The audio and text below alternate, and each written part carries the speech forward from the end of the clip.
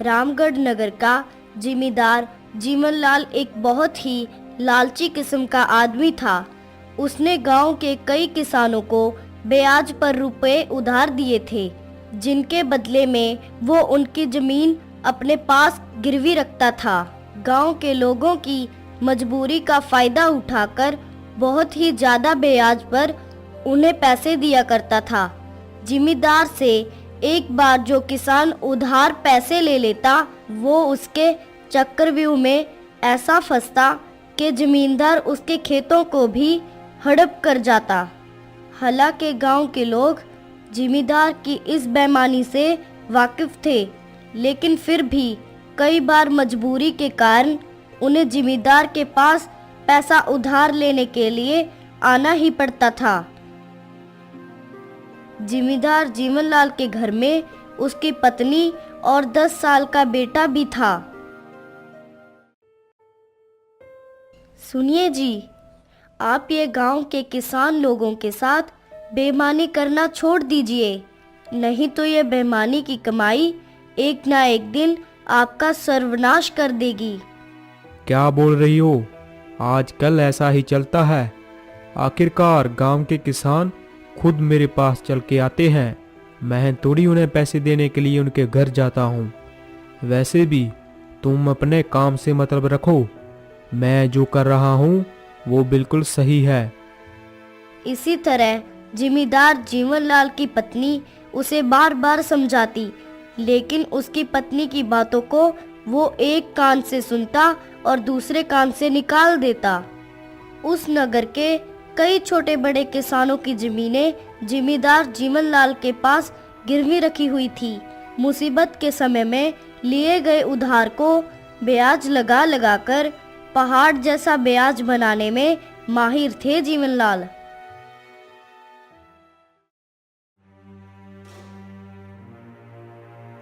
क्यों रे हरिया, तुमने उधार लिए पैसे का ब्याज नहीं मोड़ा? देखो, अगर इस साल ब्याज के साथ पूरा पैसा नहीं चुकाया तो मैं तुम्हारी पूरी की पूरी जमीन पर कब्जा कर लूंगा। उसके मन में दया धर्म जैसी कोई चीज नहीं थी।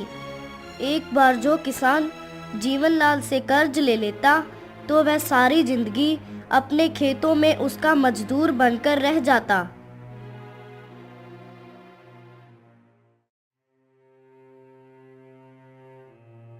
जीवनलाल के इसी चक्रव्यूह में फंसे हुए किसानों में से एक किसान था कन्हैया।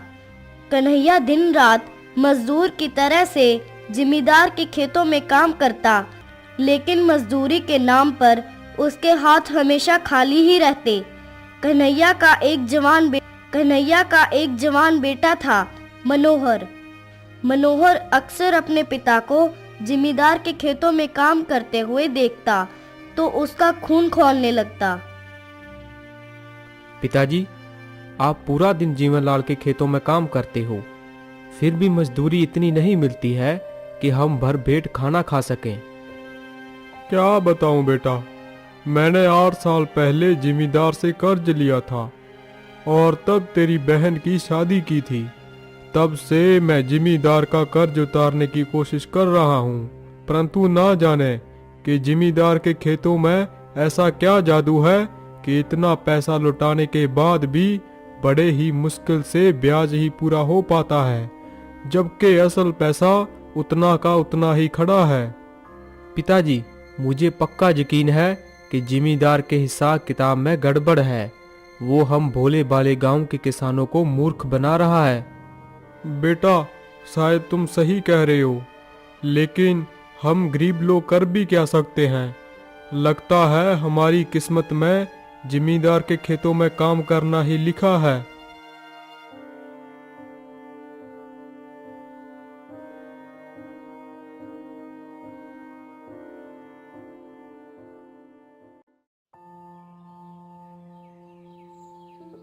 अगली सुबह कन्हैया काम पर जाने के लिए उठा, लेकिन वो चारपाई से उठ ना सका।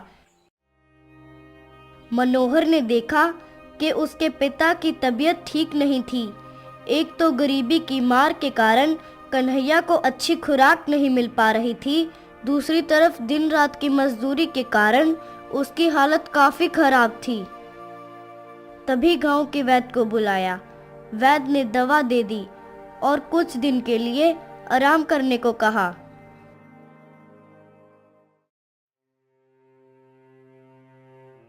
कई दिन बीते, लेकिन कन्हैया की तबीयत में कोई सुधार नहीं हुआ, बल्कि दिन प्रतिदिन उसकी सेहत और भी ज्यादा खराब होती गई और कुछ दिन में ही उसकी मृत्यु हो गई।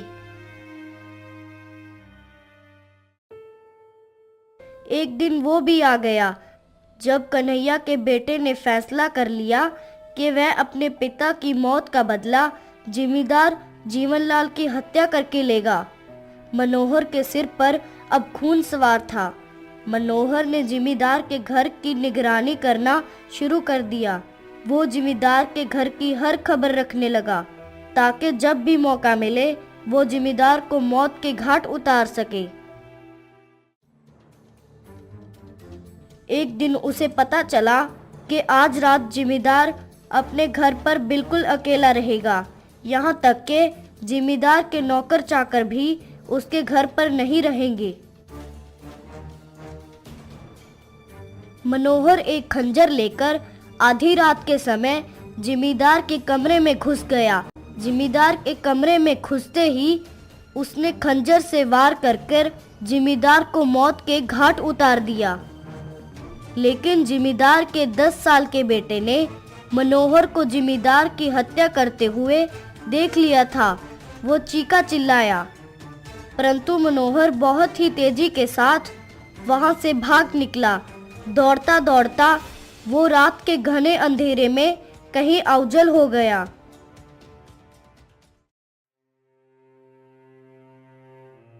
किसी को भी मालूम नहीं पड़ा कि मनोहर कहाँ गया।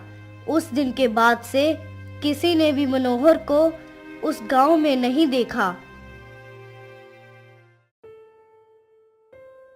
इधर जिमीदार जीवनलाल का 10 साल का बेटा रघु अपने पिता की मौत अपनी आंखों से देख चुका था।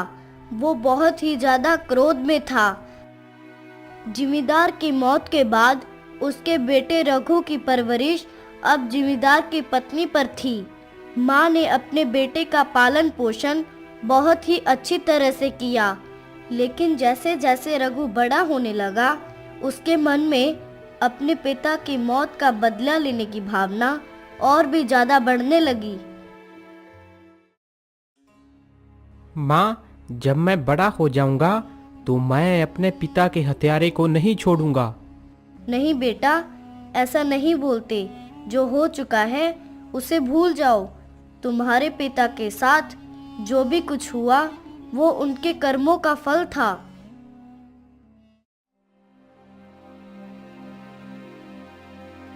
ऐसे ही काफी वर्ष बीत जाते हैं। रघु अब बड़ा हो चुका था। वह अपने पिता की तरह जिम्मेदारी संभालता था, लेकिन वो अपने पिता जैसा बेईमान नहीं था। शायद उसकी माँ की दी हुई सीख के कारण रघु अपना काम पूरी ईमानदारी से करता था, इसलिए गांव में उसकी इज्जत भी थी।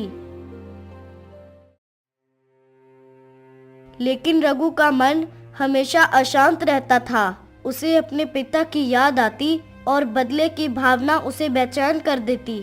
रघु की माँ अक्सर उसे समझाती, बेटा पुरानी बातों को भूल जाओ। पुरानी बातों को याद रखने से कोई लाभ नहीं होगा।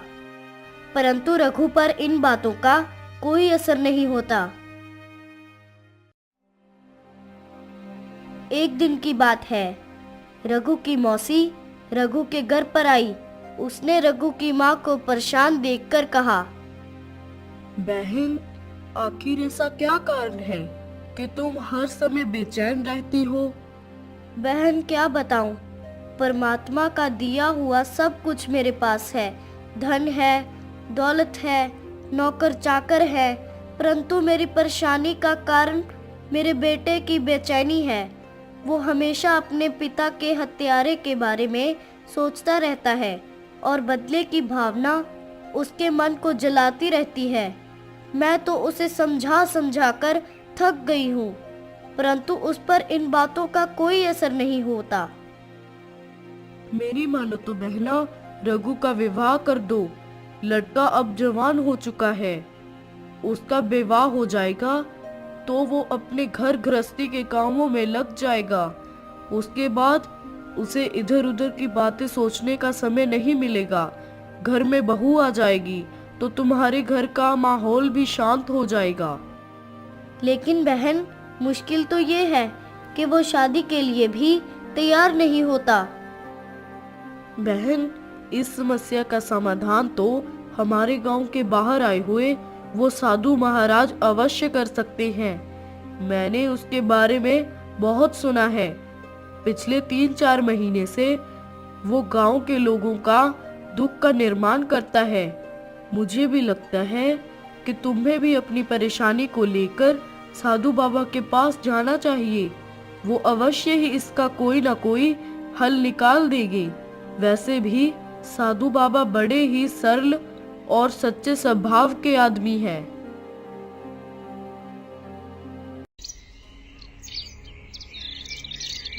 जबकि दूसरी तरफ गांव के बाहर डेरा जमाए हुए साधु महाराज अपने पास आने वाले लोगों से केवल इतना ही कहता था कि आप लोग भगवान पर भरोसा रखें, वो सबका भला करेंगे। साधु बाबा कभी भी किसी गांव वाले को झूठा दिलासा नहीं देते थे। धीरे धीरे लोगों की भीड़ बढ़ती ही जा रही थी। रघु की मां के मन में भी अब साधु से मिलने की इच्छा जाग उठी, परंतु उसे मौका नहीं मिल पा रहा था। साधु बाबा की सादगी और उसकी सरलता के चर्चे आसपास के गांव में भी खूब फैल गए।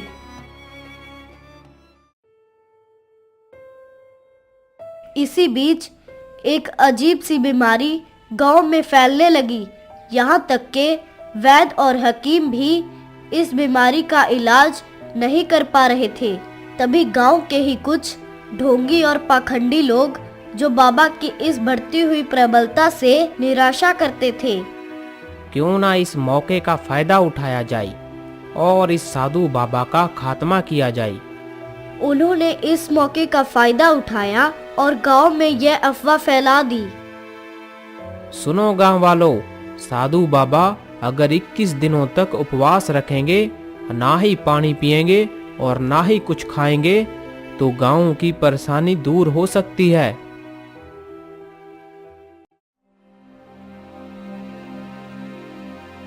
सभी लोग साधु बाबा के पास आए। साधु महाराज ने उन्हें समझाने की कोशिश की कि गांव में फैली हुई बीमारी का उनके उपवास रखने से कोई समाधान नहीं होगा, परंतु लोगों की श्रद्धा के आगे साधु महाराज को उनकी बात माननी पड़ी। साधु महाराज ने मन में सोचा कि अब जो भी होगा देखा जाएगा।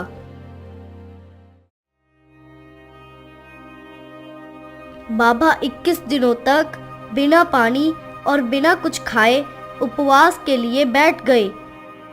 इसी बीच लोग भी अपनी समस्याएं लेकर साधु बाबा के पास आते रहते।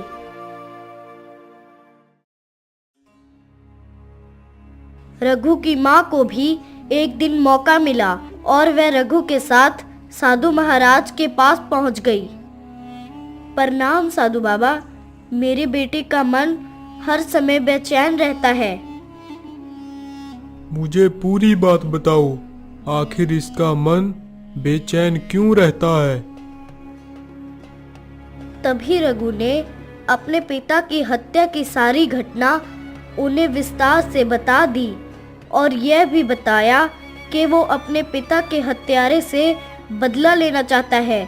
जब तक वो ऐसा नहीं करेगा, उसके मन को चैन नहीं मिलेगा। साधु महाराज, अगर आप सचमुच कोई सिद्ध पुरुष हैं तो कृपया करके मेरे पिता के हत्यारे के बारे में मुझे बता दीजिए कि वो कौन है और वो कहाँ रहता है। ठीक है बेटा, अगर तुम ऐसा चाहते हो तो ऐसा अवश्य होगा। तुम कल मेरे पास आ जाना। कल मेरे उपवास का 16वां दिन है। ये सुनकर रघु की आंखों में चमक आ गई। इसके बाद रघु अपनी माँ के साथ घर वापस लौट आया।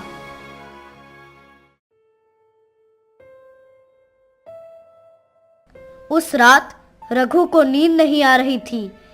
वह सारी रात बिस्तर पर करवटें बदलता रहा। कल साधु बाबा अवश्य ही मेरे पिता के हत्यारे के बारे में मुझे बता देंगे और फिर मैं अपना बदला ले सकूंगा। दूसरी तरफ साधु बाबा, जो वृद्ध अवस्था के कारण काफी कमजोर थे, इस उपवास के कारण उनका शरीर और भी ज्यादा कमजोर हो गया। अगली सुबह रघु जल्दी उठकर तैयार हुआ और अपनी माँ के साथ साधु बाबा की ओर निकल पड़ा। जब साधु महाराज के सामने पहुंचा तो साधु बाबा कहने लगे, आओ बेटा, मैं तुम्हारा ही इंतजार कर रहा था। तुम अगर चाहो तो इसी समय अपना बदला पूरा कर सकते हो और अपना दुख मिटा सकते हो। साधु बाबा, आप क्या कह रहे हैं? मैं कुछ समझा नहीं। सुनो बेटा, तुम जिस हत्यारे को ढूंढ रहे हो, मैं ही तुम्हारे पिता का हत्यारा हूँ। मैंने ही जीवन लाल की हत्या की थी। मैं ही वो मनोहर हूँ। ये कहते हुए साधु बाबा ने एक कटार रघु को दिया और कहने लगे, अब तुम चाहो तो मुझे मार डालो। यह सुनकर रघु का खून खौलने लगा। वह कटार लेकर बाबा को मारने के लिए दौड़ा। रघु, ये तू क्या करने जा रहा है? रघु, इसे ध्यान से देख, ये पहले वाला मनोहर नहीं है। बाहर हजारों लोगों की भीड़ को इस पर विश्वास है। ये हजारों गरीब और भूखे लोगों को खाना खिलाता है। उन सब का ये अन्नदाता है। रघु ने कटार फेंक दी। हाँ माँ, तुम सच कहती हो। ये अब पहले वाला मनोहर नहीं है। तब साधु बाबा ने कहा, रघु बेटा, ये सत्य है कि मैंने ही तेरे पिता की हत्या की थी, क्योंकि उस समय मेरे सिर पर भी वही खून सवार था जो कुछ देर पहले तेरे सिर पर सवार था। परंतु मैं छिपता छिपाता गांव गांव घूमता रहा। पकड़े जाने के डर से ना जाने कहां कहां जंगलों में मारा मारा फिरता रहा। मेरा मन शांत रहने लगा। फिर एक दिन मैं एक संत के क्षण में गया, उन्हीं के साथ रहने लगा।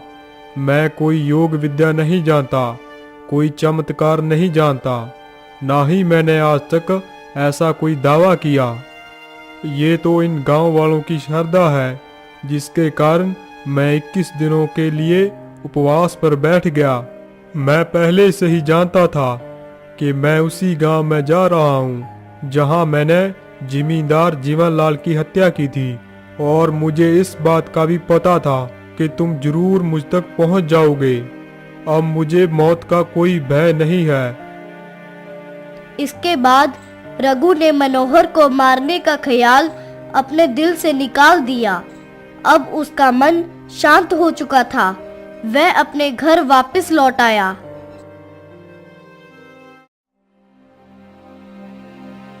इधर 21 दिन के बिना अन्न और जल का उपवास करते करते बूढ़े मनोहर की जान चली गई और गांव में फैली हुई बीमारी भी खत्म हो गई।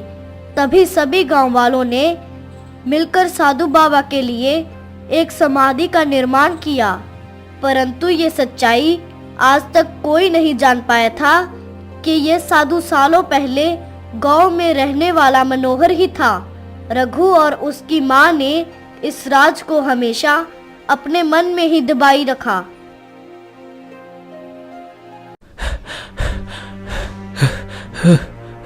रुक जाओ चोर! अरे चोर रुक! अरे रुक जाओ चोर!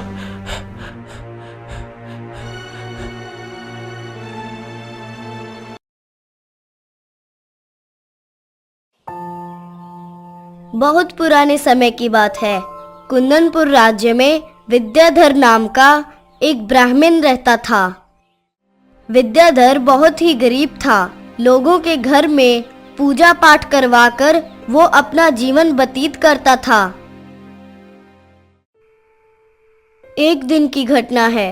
विद्याधर जब अपने घर पर सो रहा था तो आधी रात के समय उसे कुछ आवाजें सुनाई दी, जिसके कारण विद्याधर की नींद खुल गई। वह उठा और अपनी झोपड़ी के बाहर जाकर देखने लगा।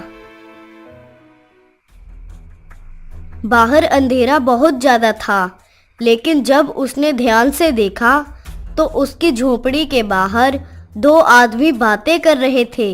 विद्याधर वहीं एक कोने में छिपकर उनकी बातें सुनने लगा। दोनों आदमियों की बातें सुनकर विद्याधर को पता चला कि उनमें से एक रंगा नाम का चोर था। असल बात यह थी कि रंगा नाम का वो आदमी चोरी करके भाग रहा था और सिपाही ने उसे पकड़ लिया। रंगा, चोरी करना एक अपराध होने के साथ साथ एक पाप भी है। अभी तुम्हारी उम्र ही क्या है जो तुम इस चोरी चुकारी के काम में पड़ गए? आखिर तुम्हें ऐसी कौन सी जरूरत आ पड़ी? हाँ सिपाही जी, आप जो कह रहे हैं वो बिल्कुल ठीक है, लेकिन मेरे घर की हालत बहुत खराब है, इसलिए अब मुझे कोई और रास्ता दिखाई नहीं दिया, तब मुझे चोरी जैसा बुरा काम करना पड़ा। अगर आप मुझे इस बार छोड़ देंगे तो मैं जिंदगी भर चोरी का काम नहीं करूँगा। देखने को तो तुम बहुत ही अच्छे परिवार के लगते हो, लेकिन तुम पर ऐसी क्या आफत आ पड़ी कि चोरी कर रहे हो? सिपाही के पूछने पर रंगा उसे अपनी कहानी सुनाने लगा। सिपाही, मेरा परिवार बहुत गरीब है। बचपन में ही मेरे पिताजी गुजर गए थे और मेरी माँ ने बड़े ही कष्ट सहकर मुझे पाला है। वह लोगों के घर में काम करती और जो भी कमाई होती उससे मेरा पालन पोषण करती। अभी 2 दिन पहले की बात है, अचानक रात के अंधेरे में 2 पति पत्नी हमारे घर पर आए कि वह एक दूसरे गांव में जाने के लिए यात्रा कर रहे थे, परंतु बीच में ही रात हो जाने के कारण वो आसरा ढूंढने लगे और हमारे घर आ पहुंचे। वह लोग रात वहीं गुजारने की प्रार्थना करने लगे। मेरी माँ ने उन पर दया करके उन्हें अपने घर पर शरण दे दी। तब पति ने बताया कि उन दोनों को बहुत भूख लगी थी, यदि उन्हें कुछ खाने को मिल जाए तो बहुत ही उपकार होगा। सुबह होते ही वह चले जाएंगे। तब मेरी माँ ने उन दोनों की बात मान ली। माँ उनसे कहने लगी कि ठीक है, मैं तुम लोगों के लिए खाना तैयार कर दूंगी, परंतु हमारा घर बहुत ही छोटा है और उन लोगों को इस घर में रुकने में बड़ी मुश्किल होगी। पति पत्नी ने कहा कि उन्हें इस बात से कोई दिक्कत नहीं है। इसके बाद मेरी माँ ने उनके लिए खाने का इंतजाम कर दिया। खाना खाने के बाद वो लोग कहने लगे कि खाना बहुत ही स्वादिष्ट था और इस उपकार का बदला वो कैसे चुकाएंगे। तब मेरी माँ कहने लगी, इसमें उपकार की कोई बात नहीं है, ये तो हमारा कर्तव्य था। इस तरह से पति पत्नी दोनों खाना खाकर उस रात को हमारे घर में ही सो गए। रात भर वो दोनों सोते रहे, परंतु जब हम उन्हें सुबह उठाने के लिए गए तो वो दोनों मर चुके थे। ये बात पूरे गांव में फैल गई। जब वैद्य ने उन्हें देखा तो उनकी मौत जहर खाने से हुई थी। हमारे घर में नगर का कोतवाल आ पहुंचा और जो खाना हमने उनको खिलाया था उसकी जांच पड़ताल की गई तो उसमें से एक मरी हुई छिपकली निकली। कोतवाल हमें तुरंत राजा के पास ले गया और सारी बातें सुनने के बाद महाराज ने अपना फैसला सुनाया। महाराज का फैसला ये था कि उन दोनों पति पत्नी के मरने का कारण वो खाना था जो मेरी माँ ने उन्हें खिलाया था। हालांकि ये मेरी माँ ने जानबूझकर नहीं किया, लेकिन अनजाने में ही सही, अपराध तो मेरी माँ से ही हुआ है और इस अपराध के कारण मेरी माँ को फांसी की सजा दी जाती है। परंतु तभी दरबार में मौजूद एक मंत्री ने कहा, महाराज, आपने जो दंड इन्हें सुनाया है उस पर एक बार फिर से सोच विचार करना चाहिए, क्योंकि जानबूझकर की गई हत्या और अनजाने में हुई हत्या दोनों में बहुत ही अंतर होता है। दोनों के लिए एक ही तरह का दंड उचित नहीं है। हालांकि महाराज, इन दोनों माँ बेटों ने अपराध किया है और इसको स्वीकार भी किया है, फिर भी ये दंड उचित नहीं है। इसलिए महाराज, आप इन दोनों पर कुछ दया कीजिए। तभी मंत्री की बात सुनकर महाराज कुछ देर के लिए सोचने लगे और फिर अपना फैसला बदलकर उन्होंने एक दूसरी सजा सुना दी। जैसे मंत्री ने कहा, इन दोनों माँ बेटों के मन में कोई ऐसी इच्छा नहीं थी कि ये उन दोनों पति पत्नी की हत्या कर दें, लेकिन फिर भी उन दोनों के मरने का कारण ये दोनों माँ बेटे ही हैं। इसलिए दंड तो इन्हें मिलेगा और दंड के रूप में इनसे जुर्माना वसूल किया जाएगा। इन्हें एक माह के अंदर अंदर 1000 स्वर्ण मुद्राएं राजकोष में जमा करवानी पड़ेंगी। अगर ये ऐसा नहीं कर पाए तो फिर 1 महीने के बाद इन्हें मृत्यु दंड दिया जाएगा। और फिर अपनी कहानी सुनाकर रंगा कहने लगा, सिपाही जी, अब आप ही बताइए, इतने पैसे मैं कहाँ से कमाऊं?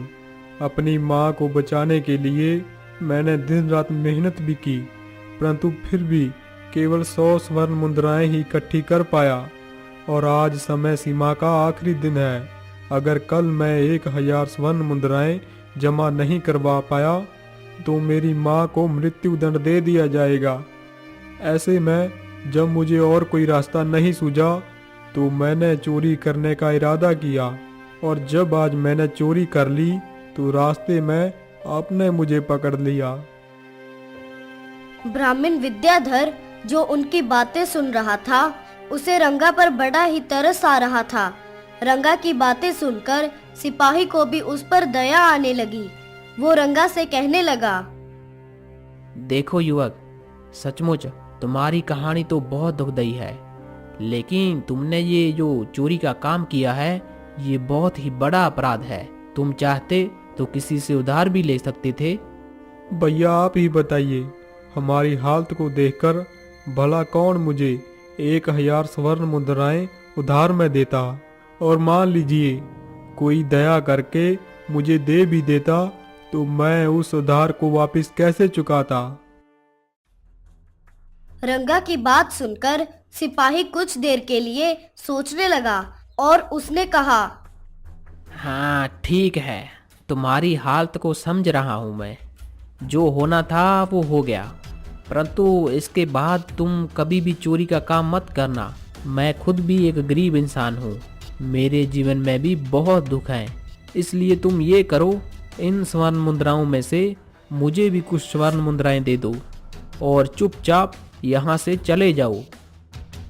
जब सिपाही ने ये बात कही तो उसकी बात सुनकर विद्याधर को बड़ा गुस्सा आया और वह सोचने लगा, देखो बड़ा, ये एक सिपाही होकर चोर को केवल छोड़ ही नहीं रहा, उससे ये भी कह रहा है कि चोरी का आधा हिस्सा मैं ले लेता हूँ।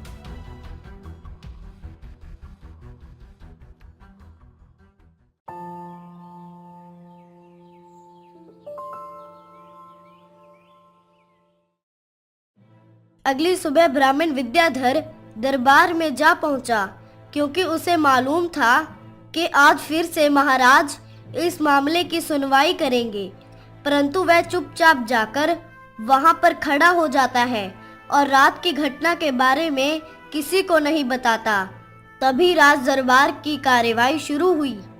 रंगा नाम का वो युवक राज दरबार में पेश हुआ और उसने राजा के सामने 1000 सोने के सिक्के राजकोष में जमा करवाने के लिए दे दिए।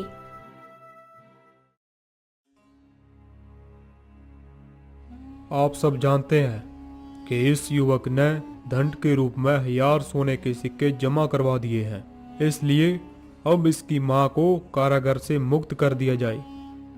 माँ के कारागार से छूट जाने पर माँ बेटा दोनों बहुत ही खुश थे। उन दोनों को खुश देखकर दरबार में मौजूद लोग भी बहुत प्रसन्न हुए। राज दरबार में हो रही ये सारी कार्यवाही ब्राह्मण विद्याधर बड़े ही ध्यान से देख रहा था।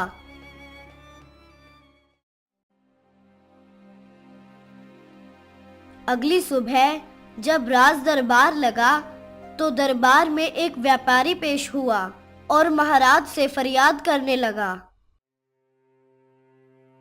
महाराज, मेरा जन्म बहुत ही गरीब परिवार में हुआ था। मैंने अपनी ईमानदारी और मेहनत के बल पर अपना व्यापार शुरू किया। अपने व्यापार से मैंने काफी धन कमाया था और मैं इस धन से आभूषणों का व्यापार शुरू करना चाहता था। लेकिन महाराज, कल रात मेरे घर पर मेरी सारी पूंजी और धन चोरी हो गए। व्यापारी, हमें पूरी बात विस्तार से बताओ कि चोरी कैसे हुई। महाराज, मैं आभूषणों का व्यापार शुरू करने के लिए अपना सारा धन घर पर ही रखकर एक पास के ही गांव में एक व्यापारी के पास बात करने के लिए गया था। और जब मैं लौटकर अपने घर वापस आया तो घर का ताला टूटा हुआ था।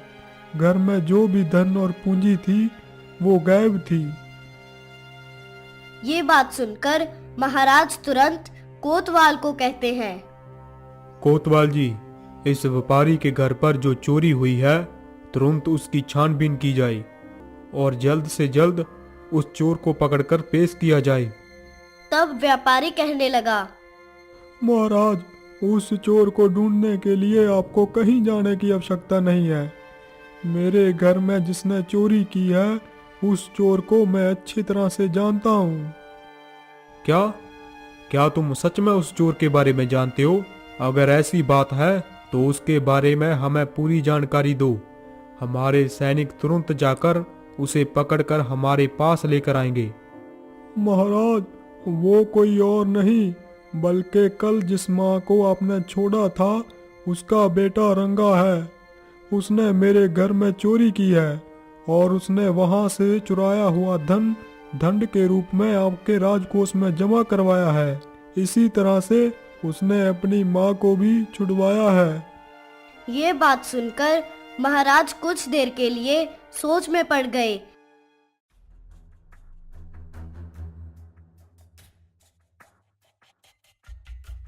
महाराज ने तुरंत रंगा को दरबार में बुलाया और कहने लगे, युवक, तुमने इस व्यापारी के घर में चोरी की है, क्या ये आरोप सही है? क्या वो चोरी तुमने ही की है? हाँ महाराज, उनके घर में चोरी मैंने ही की है। अपनी माँ को छुड़वाने के लिए मेरे पास और कोई रास्ता नहीं था। 1 महीने में 1000 सोने के सिक्के भला मुझ जैसा गरीब आदमी कहाँ से ला सकता था। जब मुझे कुछ भी समझ नहीं आया तो मैंने मजबूरी में ये चोरी की है, क्योंकि मैं कुछ भी करके अपनी माँ को बचाना चाहता था, इसीलिए मैंने ये चोरी की। इस प्रकार रंगा ने अपना अपराध स्वीकार कर लिया। महाराज ने अपना फैसला सुनाया। इस युवक ने अपना अपराध स्वीकार कर लिया है। इसे तुरंत कारागार में डाल दिया जाए और इसकी माँ को भी बुलवाकर बता दिया जाए कि इस व्यापारी के घर से जो भी चोरी किया गया धन है वो व्यापारी को वापस लौटाया जाए। इसके बाद ही रंगा को कारागार से छुड़ाया जाएगा। ये सुनकर रंगा मन ही मन में सोचने लगा, भला मेरी माँ इस व्यापारी का धन कैसे वापस कर सकेगी, क्योंकि वो धन तो मैंने राजकोष में जमा करवा दिया है। तभी वहां पर मौजूद ब्राह्मण विद्याधर आगे आया। महाराज, मेरा प्रणाम स्वीकार कीजिए। मैं आपके ही राज्य में रहने वाला ब्राह्मण विद्याधर हूँ। महाराज, मैं इस मामले को अच्छी तरह से देख रहा हूँ। अगर महाराज आपकी अनुमति हो तो मैं इस पूरी घटनाक्रम के बारे में कुछ कहना चाहता हूँ। विद्याधर, तुमको इस मामले पर क्या कहना है? महाराज, छोटा मुंह लेकिन बड़ी बात, परंतु आपका ये फैसला न्याय के पक्ष में नहीं है। क्या विद्याधर, तुम्हें मेरा निर्णय सही नहीं लगता क्या? क्या तुम मुझसे बहुत बड़े विद्वान हो जो मेरे निर्णय को गलत बता रहे हो? अगर ऐसी बात है तो तुम बताओ कि मेरे निर्णय में क्या गलत है। अगर ये गलत है तो फिर सही निर्णय क्या है? महाराज, मैंने अपनी शिक्षा ग्रहण करते समय कई राज्यों का भ्रमण किया है, इसीलिए मैं उन सभी राज्यों की न्याय व्यवस्था को अच्छी तरह से जानता हूँ। जो व्यापारी अभी आपके सामने आया है उसके घर में चोरी करने वाला रंगा है। ये बात मैंने ही उसे बताई थी। ये बात सच है महाराज, उस घर में चोरी करने वाला रंगा ही है। आखिर ये बात तुम्हें कैसे मालूम हुई? हमारी न्याय व्यवस्था में कौन सी कमी है और मेरे निर्णय में तुम्हें क्या गलत लग रहा है, ये बताओ। तब ब्राह्मण विद्याधर ने अपनी सारी बात बताई कि किस तरह से उसने छुपकर रंगा और उस सिपाही की बातें सुन ली थी। उसके बाद ब्राह्मण विद्याधर आगे कहने लगा। महाराज, उस रात को दोनों पति पत्नी जो जहरीला खाना खाकर मर गए, इसका कारण रंगा की मां नहीं है, ये आप भी जानते थे। परंतु अपनी न्याय व्यवस्था के अनुसार उसे 1000 स्वर्ण मुद्राएं जमा करवाने का दंड आपने जो दिया है, वो भी 1 महीने के अंदर इतनी मुद्राएं बड़ा एक गरीब परिवार कैसे लेकर आ सकता है? ये असंभव है, ये आप भी जानते थे। लेकिन फिर भी महाराज, आपने इस तरह का निर्णय लिया। जब रंगा को कोई रास्ता नहीं सूझा तो उसने चोरी करने की ठान ली। चोरी करने के बाद इसके पकड़े जाने पर सिपाही इससे रिश्वत लेकर छोड़ देता है। इसके बाद अपनी मेहनत की कमाई चोरी हो जाने पर इस व्यापारी को जब कुछ भी समझ में नहीं आया तो ये आपके पास आता है। आप रंगा को कारागार में डालकर दंड के रूप में उसकी मां को व्यापारी की धनराशि लौटाने के लिए कह रहे हैं, जबकि वो धनराशि तो राजकोष में पहले से जमा करवा दी गई है। अब आप ही बताइए, इतनी स्वर्ण मुद्राएं वो कहां से लेकर आएगी? उसकी मां भी कहीं ना कहीं चोरी करके ही मुद्राएं आपको चुकाएगी और फिर जिसकी मुद्राएं चोरी होगी वो आपके पास आकर इस व्यापारी की तरह फरियाद करेगा। अगर ऐसा ही चलता रहा महाराज, तो फिर इस समस्या का कोई हल नहीं निकलेगा। महाराज विद्याधर की कही हुई बात को समझ रहे थे। महाराज के दरबार में मौजूद दरबारी जो अब तक शांत बैठे हुए थे, उनमें से एक मंत्री महाराज के पास आया और कहने लगा। ब्राह्मण विद्याधर, तो तुम ही बताओ कि अब तक जो कुछ भी हुआ है उसमें गलती किसकी है? अपराधी कौन है? उसे अपराध के लिए क्या दंड दिया जाए? या तो फिर राजमहल में काम करने वाले और रिश्वत लेने वाले उस सिपाही को दंड देना होगा। परंतु फिर भी इस व्यापारी को न्याय कैसे मिलेगा? अब तो ये समस्या और भी जटिल हो गई है। ऐसे में क्या फैसला होना चाहिए, ये तुम ही बताओ, क्योंकि तुमने तो विद्याधर कई राज्यों में वहाँ की न्याय व्यवस्था देखी है। मंत्री की कही गई बात पर महाराज भी विद्याधर की तरफ देखने लगे और कहते हैं। हाँ विद्याधर, अब तुम ही कोई सही निर्णय बताओ। व्यापारी भी बड़ी ही उम्मीद के साथ विद्याधर की तरफ देखने लगा। तब विद्याधर ने कहा। इस घटना के विषय में महाराज, आपने अपनी न्याय व्यवस्था के अनुसार दंड दिया, लेकिन आप ये देखिए कि अपराध की शुरुआत कहाँ से हुई थी। अपराध करते समय अपराध करने वाले की मानसिक स्थिति क्या थी, ये आपने नहीं जाना, इसीलिए समस्या इतनी बढ़ गई है। रंगा की मां ने तो उन पति पत्नी को खाना खिलाकर उनकी सहायता करनी चाहिए थी। उनकी हत्या करना उसकी मां का उद्देश्य नहीं था। इसलिए महाराज, ये घटना मात्र एक दुर्घटना है, इससे ज्यादा कुछ भी नहीं है। दूसरी तरफ अपनी मां को बचाने के लिए रंगा को जब कोई और रास्ता नहीं सूझा तो रंगा एक चोर बन गया, जबकि चोरी करना उसका कोई धंधा नहीं है, वो कोई पेशावर चोर नहीं है। रंगा की सारी सच्चाई जानकर उस सिपाही ने दया करके उसे छोड़ दिया। चोरी को बढ़ावा देना उसकी भी इच्छा नहीं थी। आपके सिपाही ने इससे रिश्वत में जो भी धन लिया था वह उसने गरीबों में दान कर दिया, ताकि उससे जो भी अपराध हुआ है वो कुछ कम हो सके।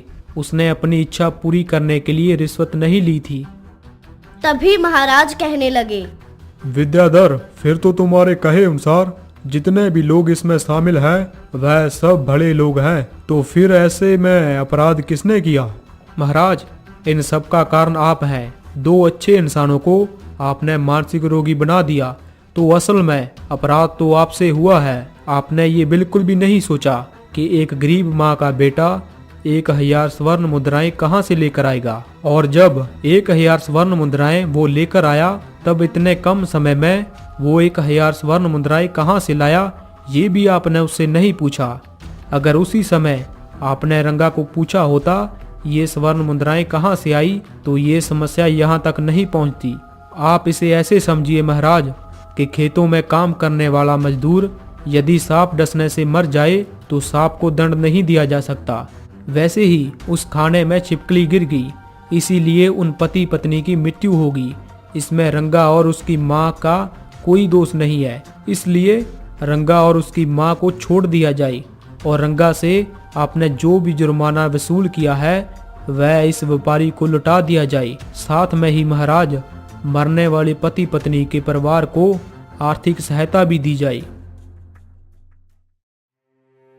ब्राह्मण विद्याधर के द्वारा दिए गए तर्क और सुझाव दरबार में मौजूद सभी लोगों को बहुत पसंद आते हैं। महाराज ने ब्राह्मण विद्याधर की तरफ देखा और कहा, हाँ विद्याधर, आज तक हम न्याय व्यवस्था के आधार पर लोगों को दंड देते आ रहे थे, लेकिन ब्राह्मण विद्याधर आज जैसा तुमने सोचा वैसा तो हमने कभी भी नहीं सोचा।